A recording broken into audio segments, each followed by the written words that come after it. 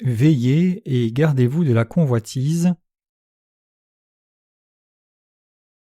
Luc 12, versets 13 à 21. Quelqu'un dit à Jésus du milieu de la foule, « Maître dit à mon frère de partager avec moi notre héritage. » Jésus lui répondit, « Ô homme, qui m'a établi pour être votre juge ou pour faire vos partages ?» Puis il leur dit, « Gardez-vous avec soin de toute avarice, car la vie d'un homme ne dépend pas de ses biens, fût-il dans l'abondance. » Et il leur dit cette parabole. Les terres d'un homme riche avaient beaucoup rapporté. Il raisonnait en lui-même, disant, « Que ferai-je, car je n'ai pas de place pour serrer ma récolte ? Voici, dit-il, ce que je ferai.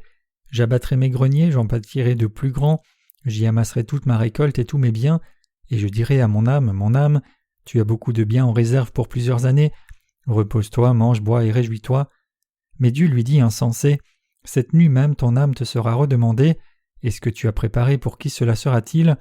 Il en est ainsi de celui qui amasse des trésors pour lui-même et qui n'est pas riche pour Dieu.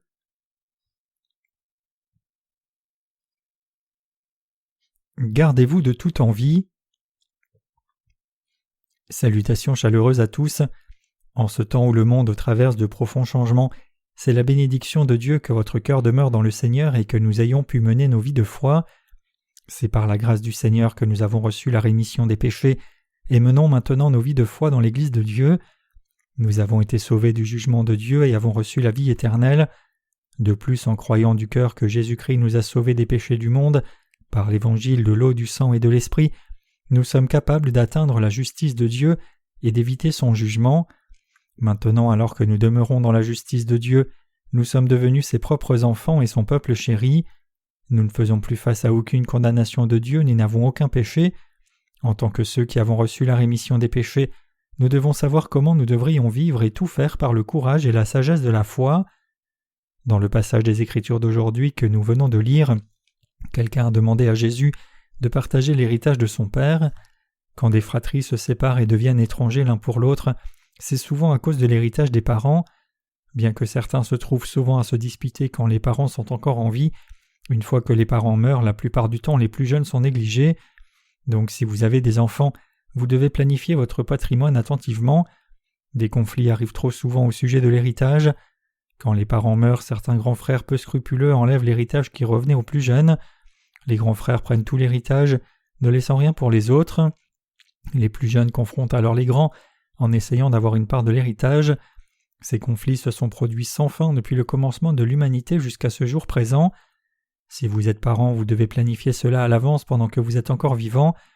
Cependant, mon intention aujourd'hui n'est pas de parler de comment partager votre héritage correctement, mais je voudrais insister sur quelque chose d'autre, donc ne vous méprenez pas. Si Jésus avait répondu à la demande de l'homme de séparer l'héritage et avait dit à son frère de le partager, alors le frère aurait pu le faire, mais Jésus a dit plutôt « Ce n'est pas pour cela que je suis venu sur terre. Gardez-vous et faites attention à la convoitise. Ce n'est pas pour ces choses que le Seigneur est venu vers nous. Il est venu nous sauver spirituellement. C'est par lui que nous avons été sauvés. Avez-vous du péché? Non, vous n'en avez pas. Y a-t-il de la condamnation pour vous? Non, il n'y a pas de condamnation non plus. Quel est alors le plus grand problème pour nous quand il s'agit de mener nos vies de foi? La convoitise jaillit du cœur. Jésus nous a-t-il dit de tout rejeter dans le monde? Non, ce n'est pas le cas, ce n'est pas tenable. Comme je l'ai dit hier pendant le culte avec les jeunes adultes, Dieu nous a sauvés des péchés du monde une fois pour toutes. Par le baptême qu'il a reçu de Jean-Baptiste, Dieu a porté tous nos péchés, et en étant condamné et en versant son sang à la croix, il nous a sauvés des péchés et de toute la condamnation. Nous avons été sauvés en croyant dans la justice de Dieu. Pour le mettre en des termes simples, puisque Dieu nous a déjà sauvés, nous avons en moins obtenu la note pour passer. Si nous avons effectivement été sauvés en croyant en l'évangile de l'eau et de l'esprit, alors nous avons obtenu la note pour passer devant le Seigneur. Imaginons que la note pour passer soit 60. Cela signifie que nous avons à la base eu cette note et réussi le test. Nous sommes devenus le peuple de Dieu. Le problème cependant commence de là. Notre note devrait aller au-delà de 60, mais nous sommes en mesure de perdre des points parce qu'il y a de la convoitise dans nos cœurs et qu'il y a trop de choses dans ce monde qui excitent notre envie. N'est-ce pas particulièrement vrai dans le temps présent? Les gens de nos jours essayent non seulement de combler leurs besoins basiques de vêtements, de nourriture et de logement, mais ils essayent de gratifier toutes sortes de désirs hédonistes. Ce monde présent nous tente avec tant de choses attirantes. Il y a trop de choses qui nous font convoiter. Il y a tant de tentations qui éveillent de l'envie dans nos cœurs. Mais la Bible dit que nous devons rejeter cette convoitise. Bien que nous devions jouir des choses basiques que le Seigneur nous donne après que nous soyons sauvés, c'est mal de devenir envieux sur tout le reste qui est trop mondain. Cependant, la convoitise, c'est-à-dire les désirs envieux, est trop forte. Nous voulons tout avoir à nous. Le Seigneur nous dit d'enlever cette convoitise. Quand il s'agit de vivre notre foi, le pire ennemi n'est autre que notre envie. Si nous avons des problèmes dans notre vie de foi, même si nous avons été sauvés du péché, 9 fois sur 10, c'est à cause de la convoitise. Quand il s'agit des choses nécessaires que Dieu nous a données, nous pouvons toutes les prendre en croyant dans l'évangile de l'eau et de l'esprit. En croyant dans l'évangile de l'eau et de l'esprit, nous pouvons prendre la rémission des péchés pour nous. Le problème cependant, c'est d'essayer de prendre quelque chose qui n'est pas à nous, c'est-à-dire convoiter autre chose que ce que Dieu et nos parents nous ont donné pour notre part. Vous savez ce que signifie la convoitise, n'est-ce pas? Pour les hommes et les femmes aussi, c'est à cause de la convoitise sur le sexe opposé, la richesse ou l'honneur que la vie de foi d'une personne dévie. C'est le plus grand problème que tout le monde rencontre après avoir été sauvé. Le Seigneur pourvoit à notre nécessaire plus que suffisamment, sans que nous ne devenions envieux. La vie que nous menons après avoir reçu la rémission des péchés, en croyant dans l'évangile de l'eau et de l'esprit, n'est pas une vie maudite. La rémission des péchés, c'est la bénédiction de Dieu. Nous sommes naturellement amenés à vivre une vie bénie. C'est impossible que cela n'arrive pas. Il est inévitable que tous ceux qui ont reçu la rémission des péchés de Dieu soient bénis corps et esprit. C'est la bénédiction que Dieu donne à son peuple. C'est pour cela qu'il est si précieux de recevoir la rémission des péchés. Ceux qui ne reçoivent pas la rémission des péchés sont destinés à mener une vie maudite, mais ceux qui l'ont reçue ont la garantie inconditionnelle d'une vie bénie. Cependant, si vous et moi qui avons reçu la rémission des péchés avant de la convoitise, et si à cause de cela nos vies de foi sont troublées, alors notre foi ne grandit pas et nous sommes coincés au même endroit tout le temps. Donc si nos vies ne sont pas des vies bénies même si nous avons été sauvés du péché, alors c'est parce qu'il y a de la convoitise dans nos cœurs. Disons que le score parfait soit de 100, alors quand nous avons été sauvés du péché, nous avons obtenu au moins 60, le score restant à conquérir est de 40, et si nous consacrons nos cœurs à Dieu même un peu et obtenons juste un point de plus, la note sera alors de 61. C'est la note pour passer qui signifie que notre foi est au moins correcte. Cependant, nous devons rechercher à obtenir un score plus élevé. Si nous laissons la convoitise venir dans nos cœurs, alors loin d'améliorer notre score, nous finirons encore pire. Notre score pourrait descendre à 59, ce qui signifie que nous aurions échoué. En d'autres termes, notre cœur graviterait en direction du monde. Nous serions plus intéressés par les choses du monde que par les bénédictions du salut que le Seigneur nous a données. Nous aurions alors envie des choses du monde, et à son tour notre note descendrait encore davantage. Cela arrivera en dépit du fait que ce que Dieu nous a donné soit plus que suffisant pour nous. Quand nous voulons prendre ce que Dieu nous a permis d'avoir, nous devons le prendre par la foi sans hésitation. Cependant, si nos cœurs deviennent envieux et que nous essayons de prendre par la force ce qui n'est pas à nous, en dehors de ce que le Seigneur a permis pour nous, alors notre note serait de 58.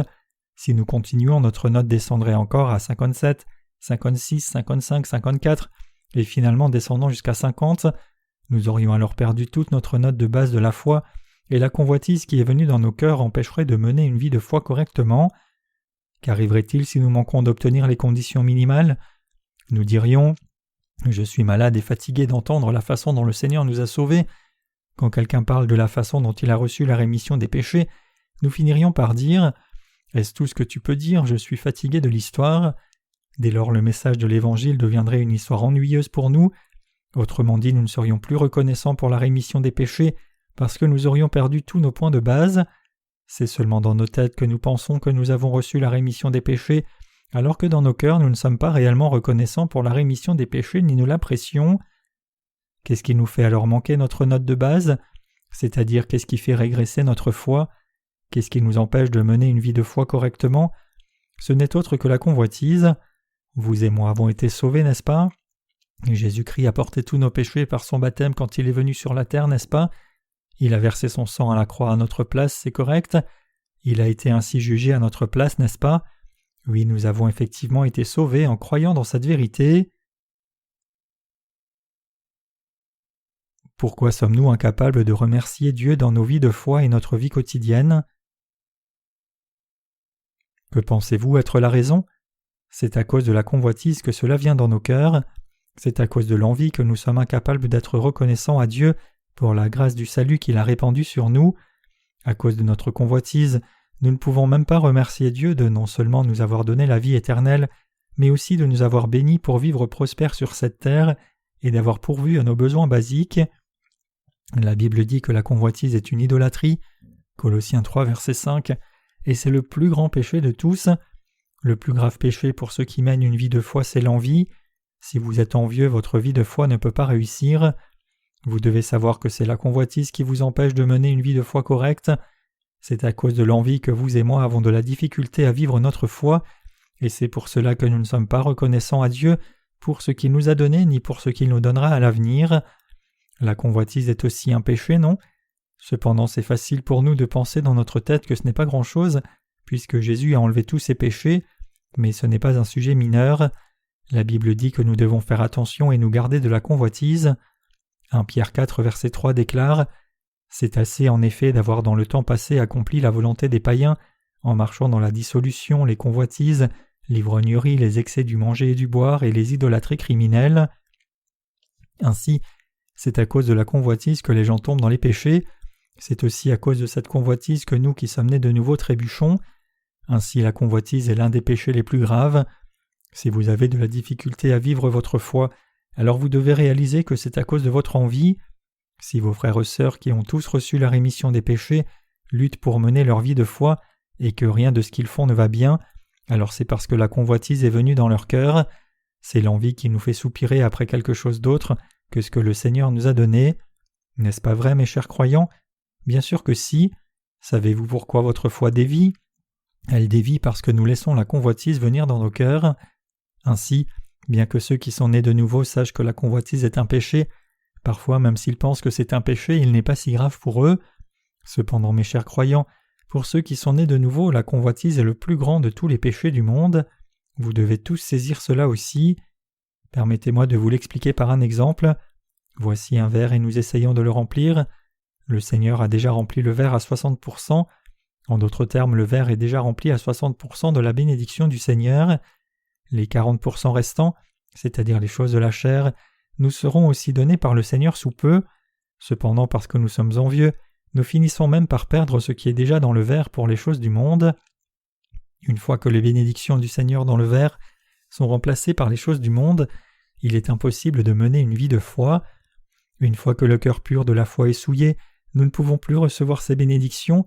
Il est écrit dans la Bible « Les mouches mortes infectent et font fermenter l'huile du parfumeur » Ecclésiaste 10, verset 1. Si votre foi est incapable de grandir, et si vous êtes incapable de mener une vie heureuse avec un cœur pur et propre, alors cela signifie que la convoitise est venue dans votre cœur. Cela signifie que vous vivez dans l'envie, consciemment ou inconsciemment.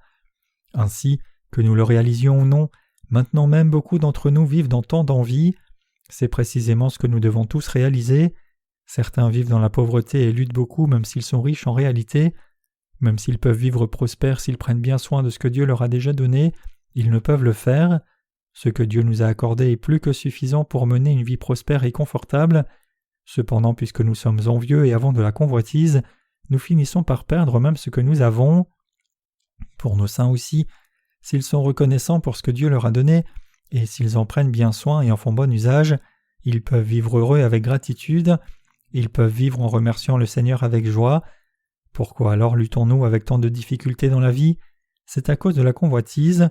C'est parce que la convoitise est venue dans nos cœurs, parce que nous avons laissé nos cœurs devenir envieux, que nous avons des difficultés. Je suis convaincu que le plus grand problème pour nos saints n'est autre que la convoitise. Parmi ceux qui sont nés de nouveau, il y a des gens qui essayent de gagner de l'argent de toutes les façons possibles, pensant que ce n'est pas un péché. Bien sûr, c'est vrai que nous n'avons pas de péché. Avez-vous un péché? Non. Tous ceux qui sont assis ici et pensent qu'ils ont du péché n'ont pas besoin d'écouter mon sermon. Ces gens devraient s'assembler ailleurs. Je devrais leur parler d'abord de la rémission des péchés dans une assemblée séparée. Je devrais leur expliquer en détail les péchés de l'humanité. Ce sont ceux qui ont reçu la rémission des péchés qui sont assemblés ici pour adorer Dieu. Quoi qu'il en soit, ce n'est pas le sujet dont je traite ici, puisque vous et moi sommes tous maintenant sans péché. C'est parce que le Seigneur a pris tous nos péchés. Mon point cependant c'est qu'alors que nous avons ainsi reçu la rémission des péchés et été purifiés, nous ne devrions pas nous permettre d'être entachés par le péché de nouveau à cause de l'envie. Quel genre d'envie devons-nous alors rejeter?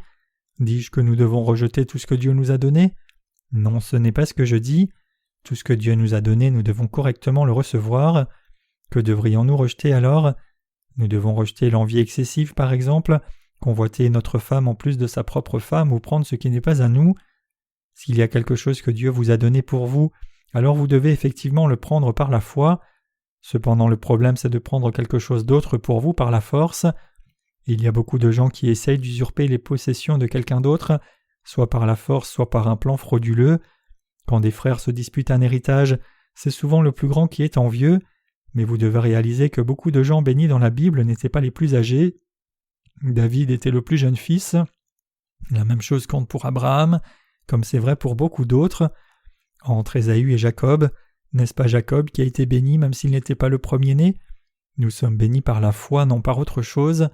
Il y a beaucoup de situations présentées dans la Bible. Mes chers croyants, c'est naturel que nous prenions effectivement et jouissions de tout ce que Dieu nous a donné. Cependant, essayer d'amasser autre chose que ce que Dieu nous a donné n'est autre que de la convoitise. C'est ce dont nous devons nous garder. Lorsque Satan essaye de mettre une telle envie dans nos cœurs, nous devons le rejeter, nous devons lui dire non et vaincre ses plans. C'est le diable qui essaye d'inciter la convoitise dans nos cœurs. Il met la convoitise dans le cœur des serviteurs de Dieu aussi. L'envie spirituelle peut être nécessaire d'une certaine façon, mais l'envie charnelle est inutile, c'est un péché. Vous devez la rejeter irrévocablement. Nous devons rejeter tout ce qui essaye de baisser notre note de base de la foi. Pour tous nos saints, tous nos serviteurs de Dieu, et tous nos frères et sœurs, jeunes et vieux, une telle convoitise est apportée par le diable à nos saints. Nous devons nous garder de la convoitise. Mes chers croyants, nous ne devons jamais tolérer l'envie qui monte dans nos cœurs. Bien que nous puissions la négliger sans y faire attention, pensant que ce n'est pas grand-chose, puisque nous avons reçu la rémission des péchés, c'est une énorme erreur. Nous devons rejeter toutes sortes de convoitises. Par contre, lorsqu'il s'agit de ce que Dieu nous a permis d'avoir, nous devons tout prendre sans aucune hésitation. Cependant, essayer de prendre ce que Dieu ne nous a pas permis d'avoir, ce n'est autre que le péché et l'envie. Dieu nous a déjà tant donné, et donc il n'y a pas besoin d'envier quoi que ce soit d'autre. Nous finissons souvent par tolérer la convoitise pensant que ce n'est jamais un péché. C'est ce que pensent beaucoup d'entre nous, mais tolérer la convoitise est un énorme problème aux yeux de Dieu. Puisque nous ne prenons pas ces envies assez au sérieux, notre foi souffre beaucoup, et par conséquent nous pouvons même être ruinés à cause de cette envie. Réfléchissons sérieusement à cela. Qu'est-ce qui nous empêche de grandir dans la foi, et à cause de quoi luttons-nous pour mener nos vies de foi? N'est-ce pas à cause de l'envie? N'êtes-vous pas d'accord? Effectivement, cela revient toujours à l'envie. Les serviteurs de Dieu luttent aussi à cause de l'envie.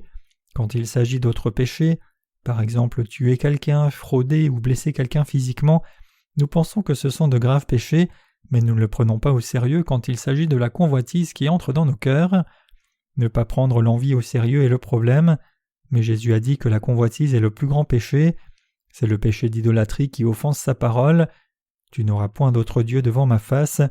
Exode 20, verset 3. Le plus grand problème pour ceux qui sont nés de nouveau est l'envie. Pour moi aussi, ma pierre d'achoppement majeure est la convoitise. La même chose compte pour vous aussi. Si nous pouvons juste rejeter cette envie, nous vivrons sans problème. Toute personne née de nouveau peut vivre heureuse si seulement elle abandonne son envie. Combien pouvons-nous vivre heureux dans le cadre de ce que Dieu nous a accordé?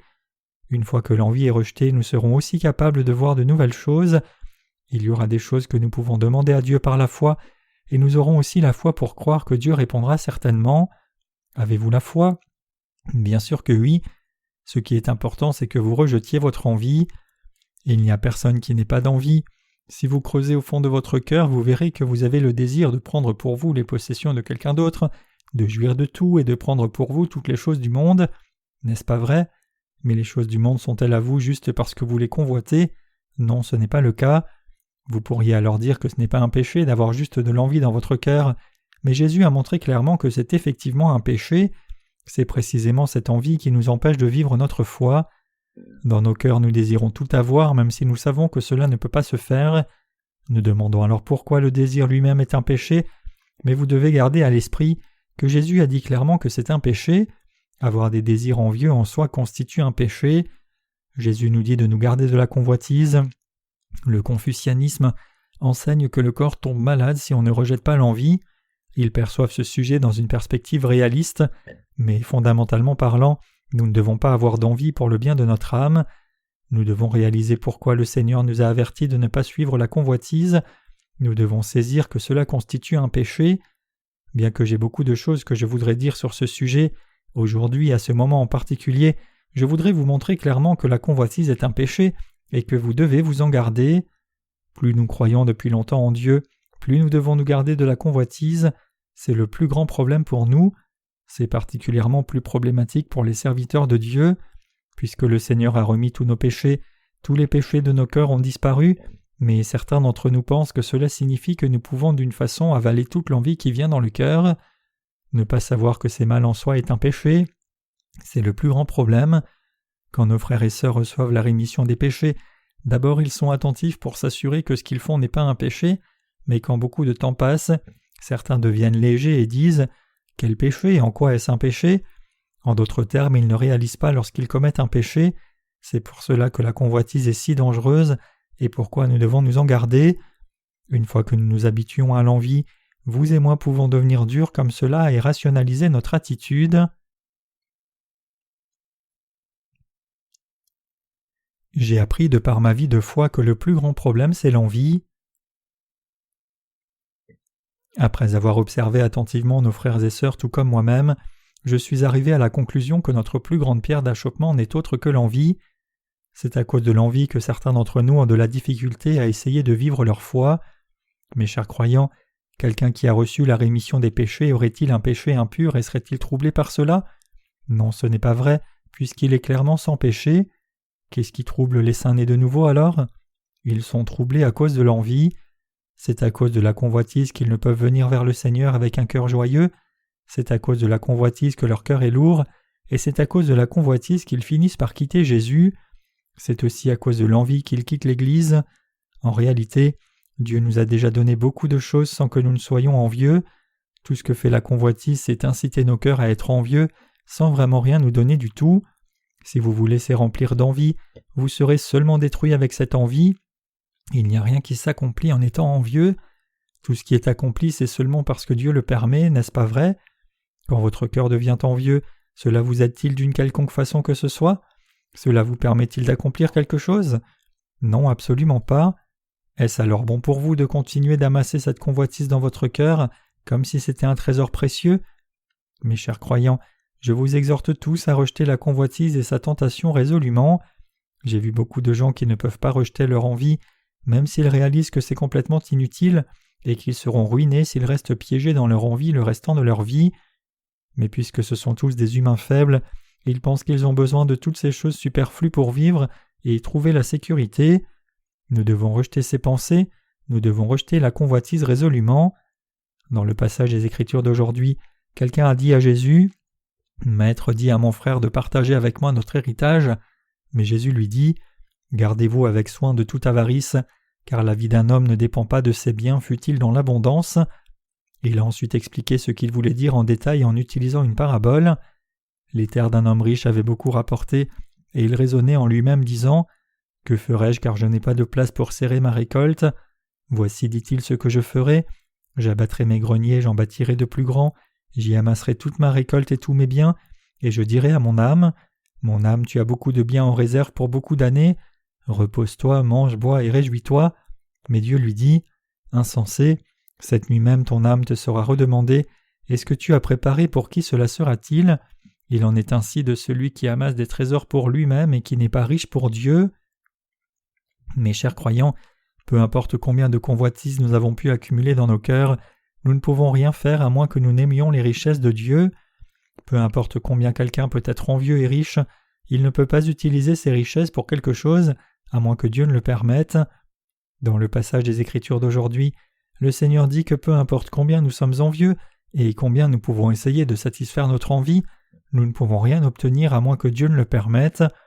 En d'autres termes, le Seigneur dit qu'il pourvoira à tous nos besoins basiques et nous donnera tout ce dont nous avons besoin pour nos corps et nos âmes, même si nous ne sommes pas envieux. Tout le monde peut devenir riche. Tout le monde peut remplir son cœur. La question est de savoir avec quoi nous voulons remplir nos cœurs. Nous devons remplir nos cœurs des choses de Dieu. Il y a deux sortes de richesses, la richesse selon Dieu et la richesse charnelle, mais la Bible nous dit d'être riches selon Dieu. Ce sont ceux qui sont riches envers Dieu qui peuvent aussi prendre les choses du monde avec la permission de Dieu. C'est quelqu'un qui est riche selon Dieu qui peut aussi prendre beaucoup de choses du monde. Croyez-vous cela? Ceux qui sont pauvres selon Dieu, par contre, sont aussi pauvres quant aux choses du monde. Effectivement, à moins que vous n'ayez foi en Dieu et le suiviez par la foi, vous ne pouvez avoir les choses du monde non plus. Vous ne pouvez pas avoir ce que vous voulez, peu importe combien vous êtes envieux et combien vous essayez fort.